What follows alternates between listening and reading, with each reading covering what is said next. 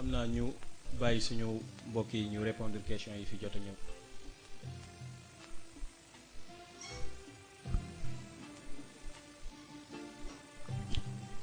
waaw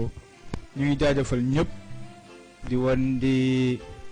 dëggal rek li mbokk mi daan wax ne ñëwuñu pour jàngale waaye dañu am lu ñu marqué ci maam démarche am ci aller retour pour wane ne du pour jàngale sax yenn yi wante li am solo mooy kenn ku ci nekk réflexion yi ngay def ci sujet bi parce que lu ñu la jàngal jox la ko ci ay information bu lu dul li nga liggéeyal sa bopp liggéeyal ko sa bopp si réflexion mënoo ci am lu la jëriñ xëy na loolu am na lu ci feeñ am na question yi tàng jër nag yoo xam ne dafa am borom kon ku si déggul sa question déggoo ko ci man déggoo ko ci maam xanaa ñu poñe sang bi rek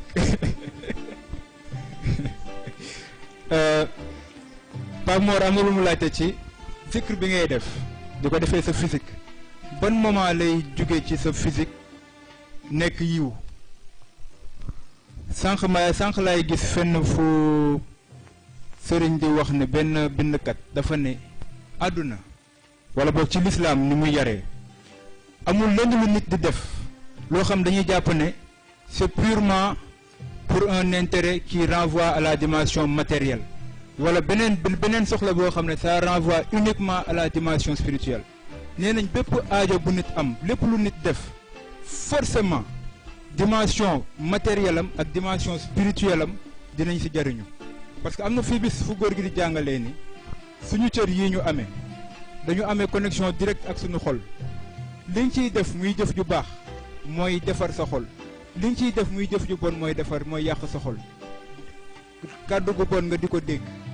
day màbb ngëm dina koy jàngale lu bon looy xool dina màbb ngëm et cetera pour wax la ne la comme ay dimension la day mel ni genre superposition bu am ci seen diggante dimension yoo xam dañoo superposé lu laal si biir rek forcément dafay laal si des bi ci des tonton Ndiak indi na bu baax ci organisation wu nit ni yàlla bindee nit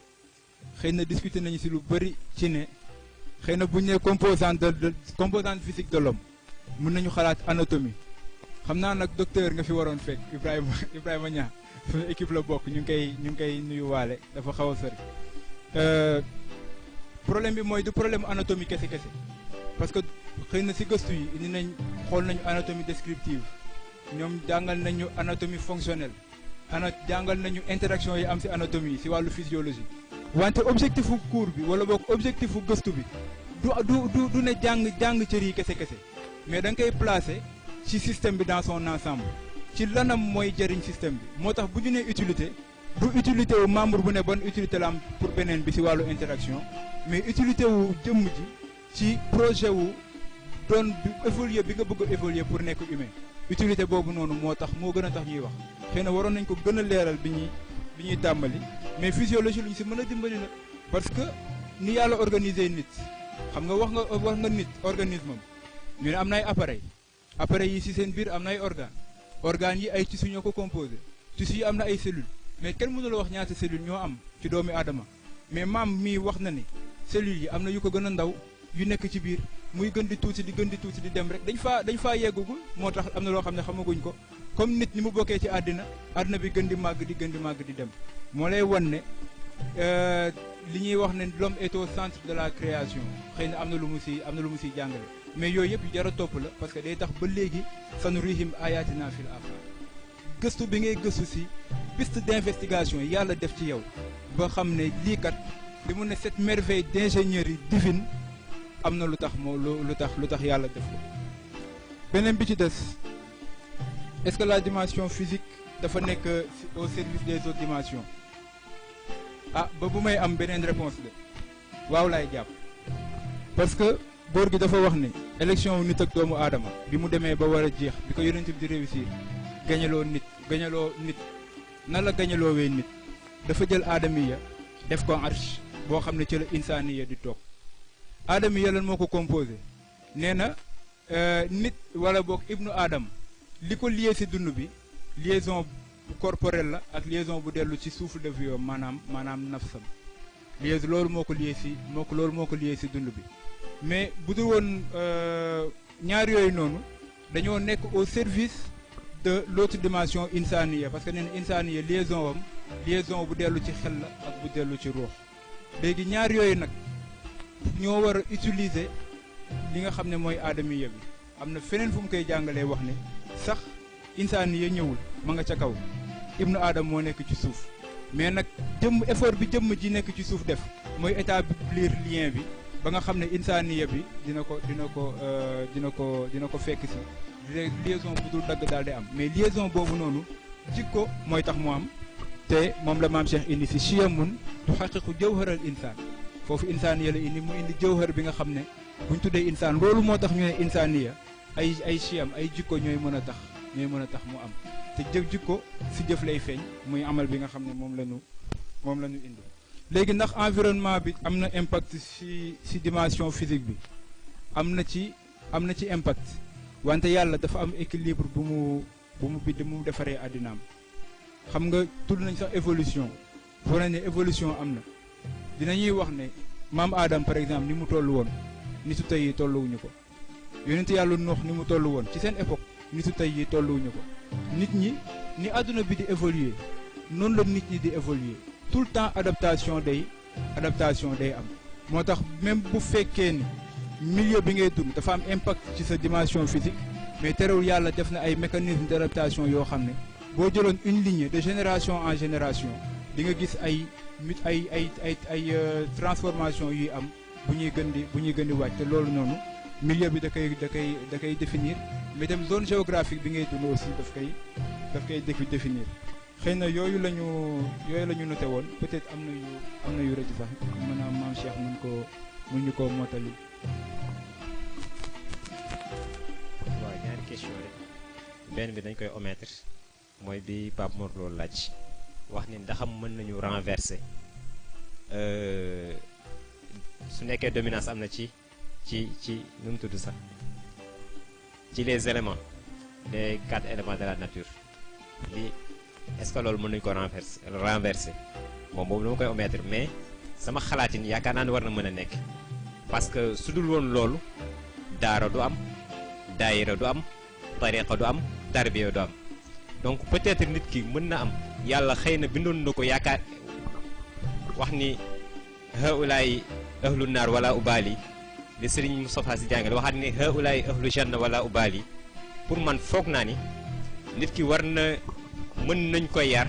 ba mu jugee ci ahlu naar ñëw ci ahlu janna mais question bi ci toppaat mooy li ci Serigne Moustapha Sy teg ni wax nekk ci ahlu janna du tax nga bokk taxul nga bokk ci ahlu naim wax ni tamit nekk ci ahlu naar taxul nga bokk ci ahlu adab loolu nag xam naa dañuy bàyyi après góor gi ñëw ci beneen bi sopp ki ko laaj wax ni est-ce que am na succession ci les 5 sens parce que Pape Mor Lo la ba léegi wax ci sama ak basar ak afida yaakaar naa ne war na am succession te daf ko am parce que yàlla bi mu waxee ni dégg la njëkk a bind wax ni bëgg gis moo ci topp wax ni xol moom moo ci topp affaire bi noonu la demee même sooy jàng embryologie noonu la demee donc li njëkk a développé ci xale bi mu nekkee xale mooy déggam lii mujj dem tamit su duggee bàmmeel mooy déggam parce que yonent bi jàngale na nee na ñi koy suul sax dina leen dégg seen tànk yi ni muy dalee dina ko dégg su ko defee kon yaakaar naa war na am succession su ko defee ñu gàttal foofu rek temps bi dañuy njëkkanteeg temps bi ndax daa am ku war a wax. xam naa ñu jaajëfal suñu ñaari mbokk yi si leeral di ñaan suñu mbokk docteur Maymouna mu ñëw.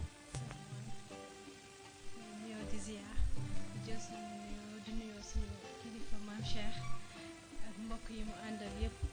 di ko jox suñu nuyoo mu joxal ñu ko woote di wax na rek peut-être benn du doon question sax mais contribution lay nekk par rapport ak thème bi nga xam ne wàcc nañ ko fi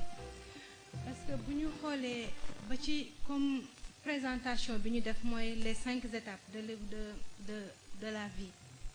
xam nga bu ñu xoolee ci 5 étapes yi ba xoolee fi ñuy commencer de la fécondation muy migration de l'esperme vers l'ovule ba am fécondation ba am phase bi ñuy wax embryogénèse ba photogénèse ba naissance boo xoolee schéma boobu nga xool fan la ñuy commencer embryogénèse depuis 3e trimestre grossesse mën nga gis mën nañ la wax ne cerveau bi commencé na formation cœur bi dañ la koy wan ba lay wax battement cœur bi mu dugg ci benn cadre interne mais nga xool ne liy mujje ci formation nit bi mooy dimension physique bi mooy os muscle. donc ñu won ne que ne kon dimension physique bi dafa mel ni moom mooy mujjee ñëw par rapport ak dimension mentale bi nga xam ne wax nañ ko, wala boog sax comme ñenn ni ñuy wax ne cœur bi dafay dugg ci dimension spirituelle. donc loolu benn éclaircissement benn kii la woon rek mu ko doon yokk foofu. beneen bi mooy bi mbokk bi di wax feu, peut-être ñun ci côté purement scientifique dañoo bu ñu wax feu rek dañuy wax chaleur. thermorégulation ñëw, bu thermorégulation ñëwee ñu commencé wax hypothermie ak hyperthermie. ñu ne loolu am na organe yoo xam ne moom la ñu appelle organe régulateur yi, bi ci njiitu muy peau, mu duggaat ci dimension physique. bu ñu ñëwaatee beneen bi mooy fi mbokk bi laajee air, bu ñu waxee air ñun ñu ngi commencé xalaat à la respiration, poumon ñëw, diaphragme mu ñëw, mu am benn mouvement bu ñuy def contraction extraction, am pression buy entrer pour faire permettre à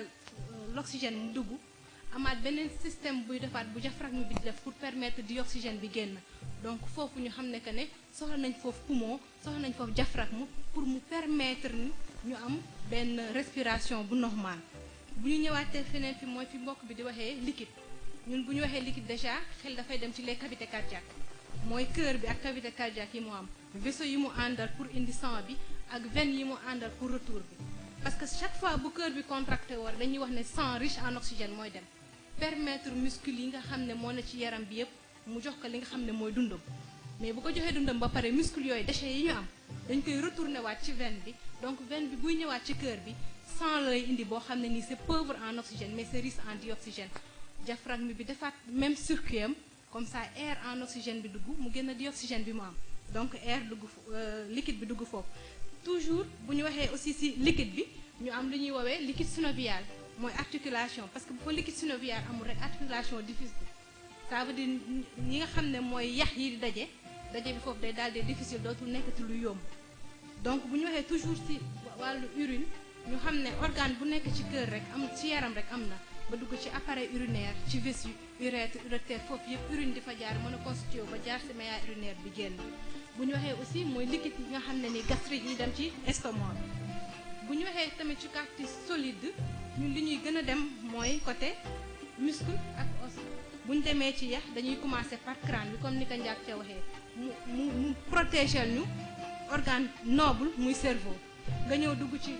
au niveau thorax nga am fa sternum mu protéger le cœur, waaye nga am fa aussi ay côtes mu protéger la les poumons, mais protéger la aussi une partie du foie. nga ñëw am si li ñuy wax les os pelviens mu protéger le vessie bi, parce que bu ko protéger wul accident bu ndaw bu ñëw mën ko laal, mën a laal vessie bi. donc loolu moo nekkoon suñu contribution par rapport ak dimension physique bi. beneen bi peut-être réponse lay doon rek par rapport ak mbokk bi di laajte ndax bu fekkee ne fenn dafa déséquilibré feneen mën na ko remplacer. da nga am gëstu rek booy def bu ndaw, par exemple handicapé bi nga xam ne ay tànkam doxul ba nga xam ne muscle tànk mi dafa flasque la ñuy wala atrophie musculaire, ñooñu boo leen seetloo seen muscle yi ñuy am au niveau des membres supérieurs mooy gën a développé wu ak keneen koo xam ne muscle tànkam mu ngi dox. ça veut dire force équilibre boobu mu amoon entre tànk yi ak loxo, comme tànk yi amatul yëpp dafay ñëw ci kaw. donc système humain moo am système boo xam ne ni c'est un système compensateur. ñu ngi déggal bu baax.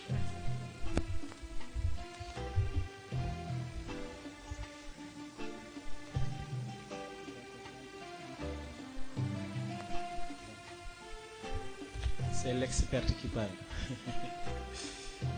am na solo ay am na question yu fi jib yoo xam ne xam naa ne ñu war a def mécanisme de l'évolution am nañ problème, ndax doomu aadama lañ wax te bu ñu waxee doomu aadama physique bi rek moo tax ñuy wax, mais yi koy développé ak yooyu noonu moo tax sang bi dafa am lu mu ñu jàngal mun nañu il faut toujours commencer simple. comme pour commencer simple nag ak li Lamine wax ci réflexion yi moo tax ñuy indi li nga xamante ne moom mooy yaramu doomu aadama rek, mais dans les jours à venir ak yeneen thèmes yi ci topp dina ñëw. xam naa ñu jàllale quelques informations rek. benn bi ñu wax ne suñu mbokk yi nga xamante ne ñoom ñoo safoo di seetaan Mourchid TV chaque jour 17h20 dinañ ñu defal rediffusion li nga xamante ne moom mooy Colisée de l'éveil. ñu waxaale aussi mercredi bi nga xamante ne moom la ñu jëm incha allahu rabbi si la ñuy def suivi deuxième thème bi mu dellu si mécanisme d'évolution ci dimension physique xam naa dañuy ñaan suñu mbokk Mohamed Ndiaye muy ñëw. asalaamaaleykum wa rahmatulah wa barakaatuhu. ñu ngi nuyu waa Colisée bi yëpp di jiital si nuyoo bi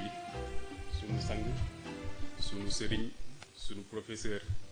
l'ingénieur moral Seyid Cheikh Ahmed Tijani Al Maktoum di ci teg sang yi nga xam ne ñoom la àndal sunu maam Serigne Babacar Sy ak sunu sëriñ Seyid Cheikh Ahmed Tidiane Sarr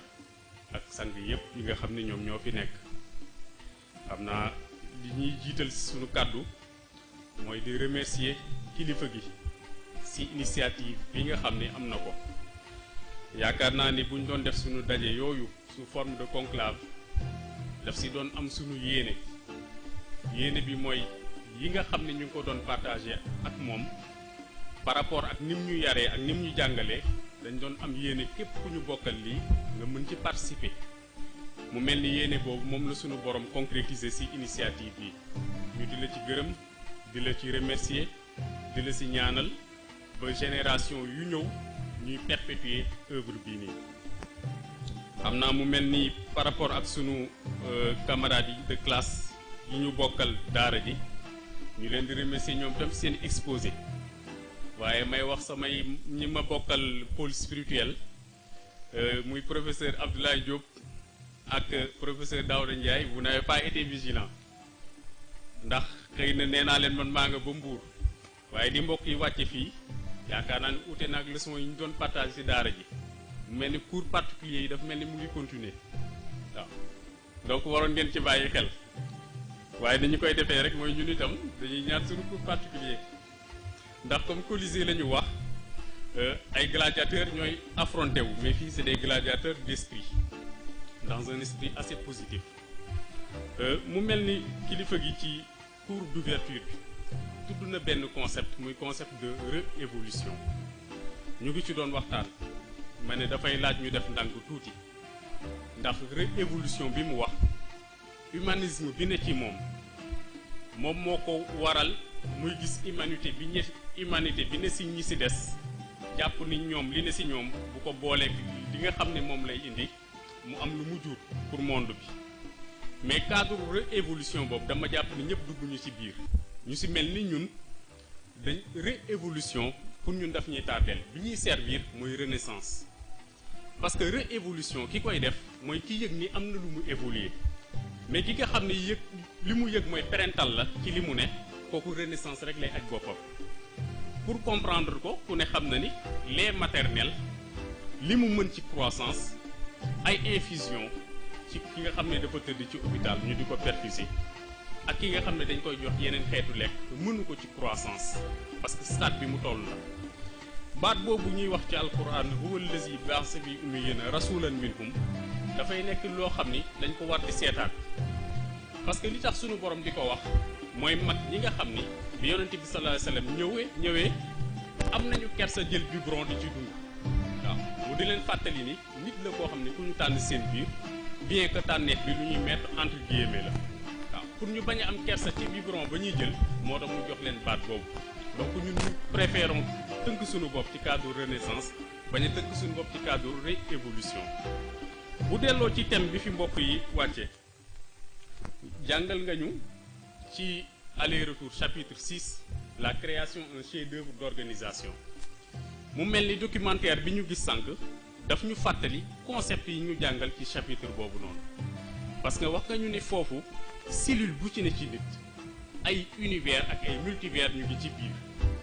ak seen système d'organisation waaw sous-cellules yi aussi am même système d'organisation boobu ni nga ko mën a retrouver au niveau microscopique noonu nga ko mën a retrouver au niveau macroscopique ngeen yu la lecture à avoir dans ces chefs-d'œuvre d'organisation mooy nga mesurer ci la nature ki nga xam ne moom mooy bind waaw foofu itam ci suñuy gëstu mu mel ne nature bi ñu invité ñu gëstu ko mooy sa nature créatrice mais pas sa nature absolue am na koo xam ne ni mu toll bu la mayee tuuti ci nature am sax da nga koy doyloo ci wàllu dimension yi ñuy tudd nii boo seetloo ci ni ñuy jàngee dafa mel ni dimension yi malaaka yi ñooñu ko njëkk a jàngal ndax bi suñu borom ne inni jaayilun fil ardi xalifa am na concept notion yu malaaka yi tudd yoo xam ne boo ko toppee dafa mel ni dina la yóbbu ci fonction yooyu dina la yóbbu ci fonction physique dina la yóbbu ci sa fonction mentale dina la yóbbu ci fonction spirituelle ndax xoolal tontu bu muy naan atajalu fiha man yufsidu fiha wa yasfiku dima mu ñetti concept atajalu fiha ndax da nga fiy nekk di créer déséquilibre accessoire ñoo koy def les accessoires se rattachent à la dimension physique atajalu fiha man yufsidu fiha ndax da nga fiy nekk di tour deret promiscuité mentale moo koy indi li talee xatal présence am xatal la nga éliminer ko pour mën a yaatu mu dellu ci dimension mentale man yufsidu fiha wa yasfiku dima mu dellu ci dimension spirituelle mais li lay jaaxal mooy ñoom nu ñu ko xamee parce que ñoom ñu ne woon nax nu sabbihu bi hamdika wa nuqaddisu laka dimension spirituelle rek lañ jël ci seen bopp parce que si loolu lañ leen tënk mooy seen cadre d'action mooy seen cadre d'activité donc lu leen inspiré dimension yooyu xam nga boo demee ci école ci constructeur de véhicule yi am na si ay unité boppam dañ naan unité d'assemblage mu mel ni bi ñu leen di associé ci œuvre humaine boobu ci cabine d'assemblage bi lañ toll moo waral ñu gis ñetti circuit yooyu ñetti circuit yi ñu gis moo leen inspiré réponse boobu noonu ñu joxe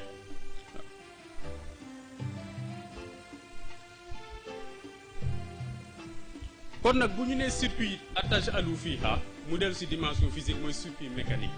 man yufsidu fiha mu dellu ci circuit hydraulique wa yasfiku dima dellu ci circuit électrique muy dimension spirituelle xam naa contribution boobu la ñu amoon ko ñun ñi nekk ci cadre renaissance lu ni mel la ñuy jëlee ci moom par rapport ak thème bi ngeen baalu yàlla salaamaaleykum wa rahmatulah